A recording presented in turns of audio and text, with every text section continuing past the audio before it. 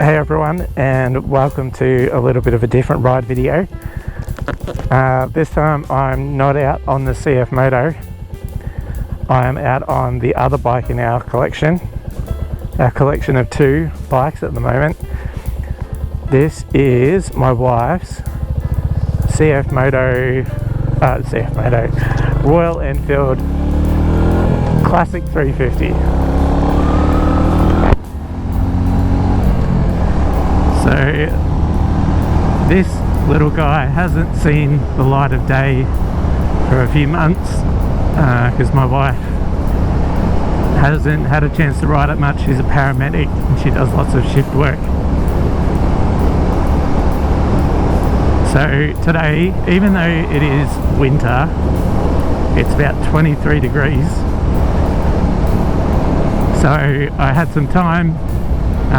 Mel has taken the kids down to Melbourne to do some Father's Day shopping today, so I thought I'd give this a bit of a shakedown and maybe do a little bit of a review on it and give you my thoughts on it for anyone who happens to be interested.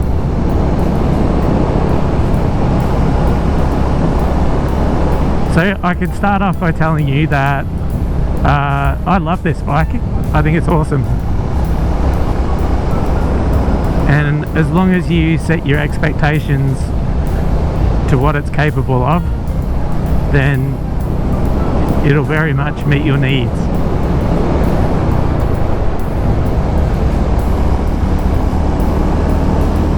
So it's very down on power.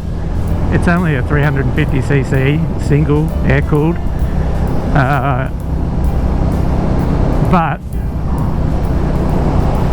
it's very fun to ride. There's something very pure about it, especially when you're in areas like this where top speed isn't a priority, where you're sort of just bumbling around, just being out in nature, enjoying the fact that you're on a motorbike.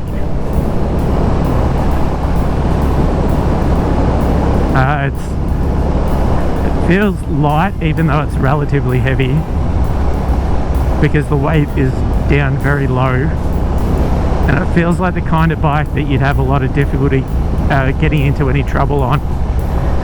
It's got a slipper clutch,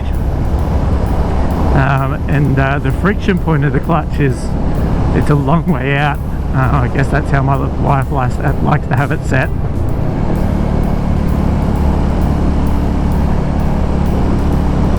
It's very comfortable. You feel very much like you're sitting on top of the bike rather than in it, like on my CF Moto 800 MT. One thing this bike does is it makes me appreciate how amazing the suspension is on the CF Moto, because I came up this exact road on it the other day and it was just so smooth and incredible, and this has felt like it's going to eject me out of the seat a few times. That said, I'd take this over my 2014 Bonneville any day. This is so much better than that with regards to suspension.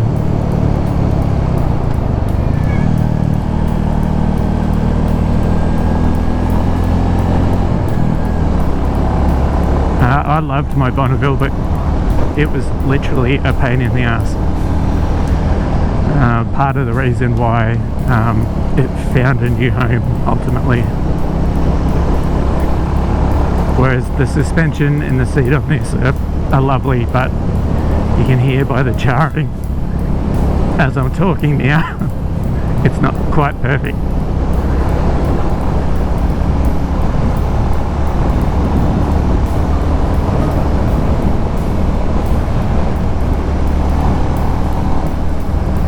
So yeah, not a powerhouse, it's not a performance machine, but it is so much fun to ride.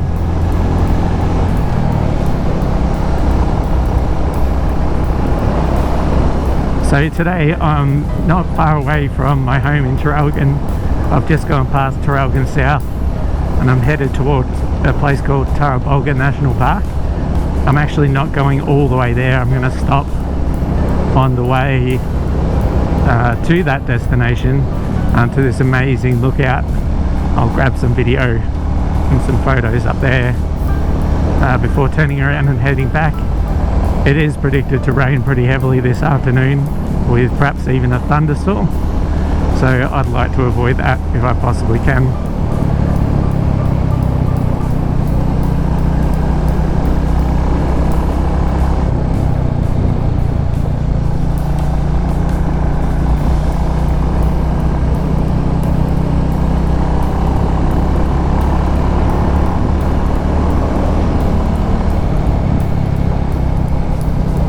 So who would I recommend this bike for? Well, definitely to newcomers. It's about as gentle as you can get. Like I said, it would be really difficult to find yourself getting into trouble on this bike. Like a friend of mine, Catherine, said that she'd be interested in getting into riding, and I'd more than happily recommend the classic 350 to her. Knowing that you get all the positive aspects without, and the possibility to find your feet without taking all those huge risks that the bikes that were available 20 odd years ago when I started riding, like the little 4-cylinder 250cc bikes that were common back then. How good is this road? Yeah, which revved out at sort of 14,000 revs.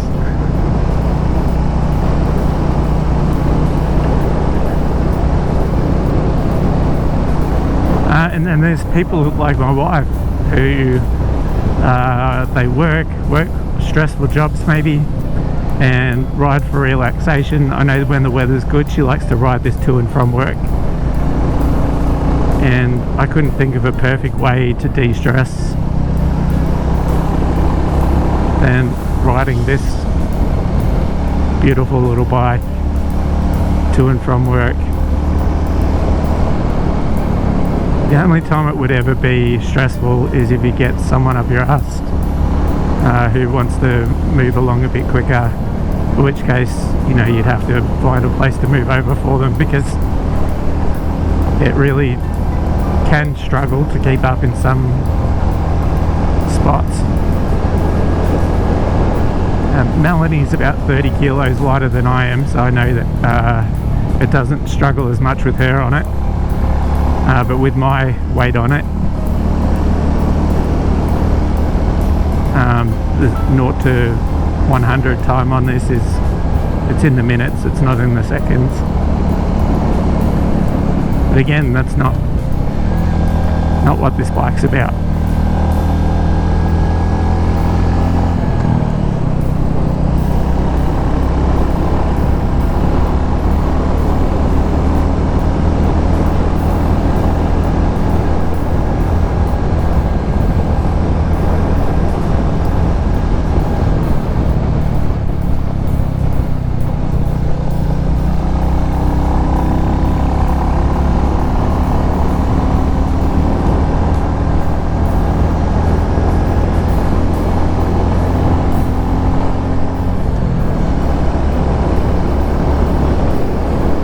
I do love that it really is an easy bike to ride.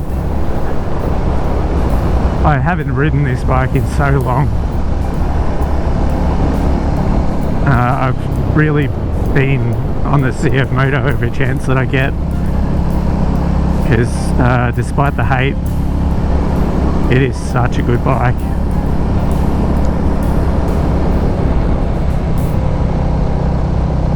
So don't be too critical of my riding.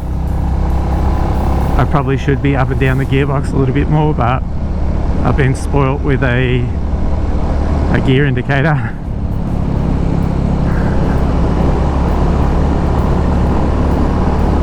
I guess the other feature of this bike though is that Even though it's got the horsepower is relatively low, it's got enough torque that it pulls relatively well from pretty much any gear.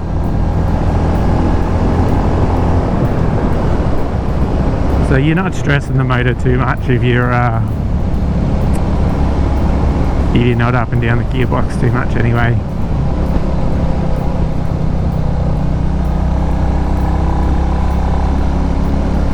Well, Red Hill Road, I might go back down that way.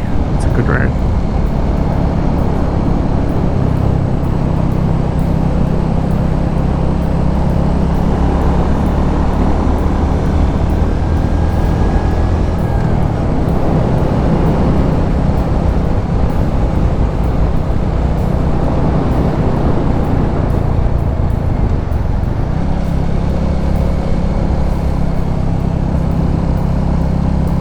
Coming off the 800 MT, it's fair to say the brakes on this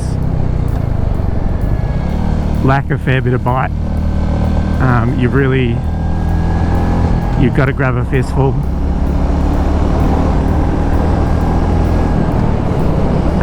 or stomp on the back brakes for them to really give you something.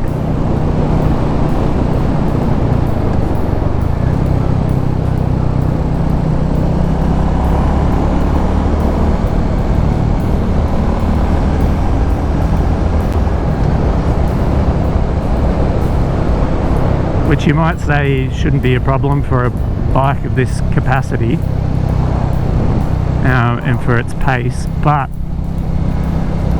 when it does get a move on downhill, because of its weight, the inertia of it can make it somewhat difficult to pull up sometimes.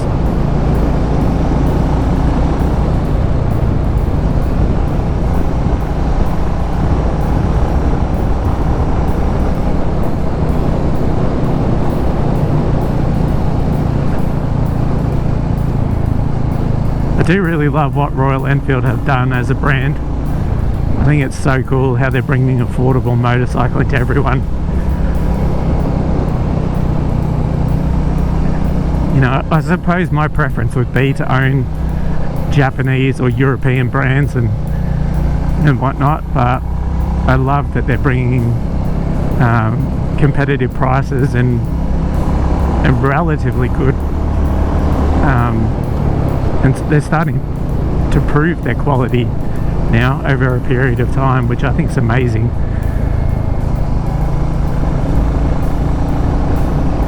Which is, you know, that's why I love CF Moto as well. So if you can put aside issues you might have where the country of origin,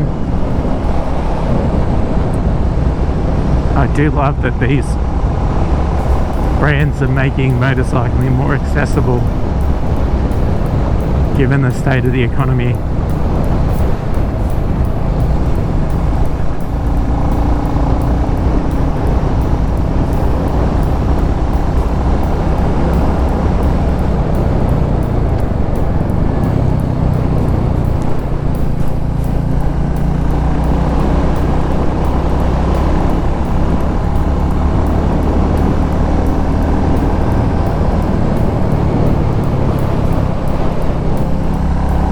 I doubt we would have been able to afford 2 motorbikes if it hadn't been for cheaper manufacturing processes in India and Japan, and China, sorry.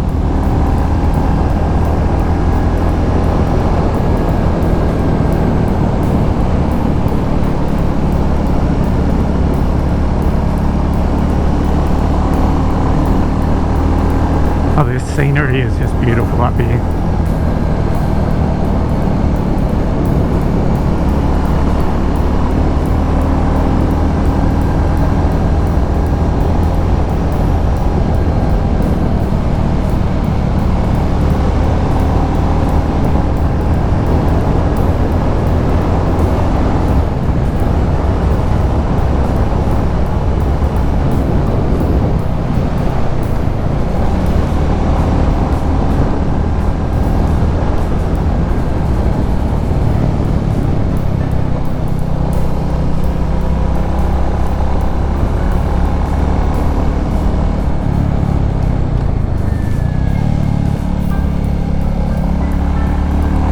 Yeah, I think we've had this bike for 2 years now, maybe a little bit longer. I think it's due a service actually.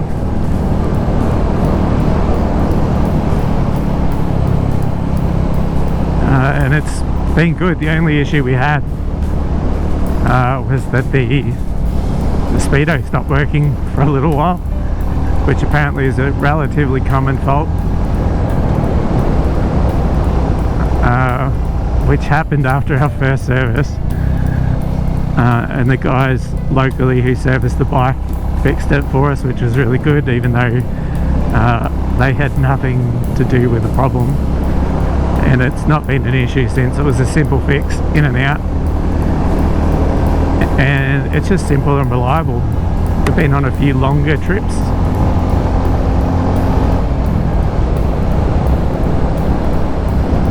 Okay, we're not far from our destination now.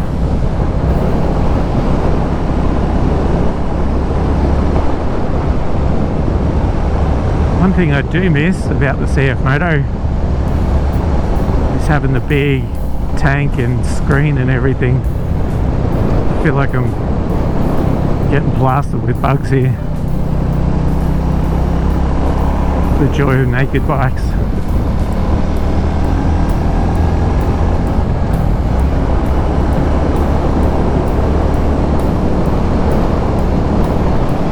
Oh, here we are, I think.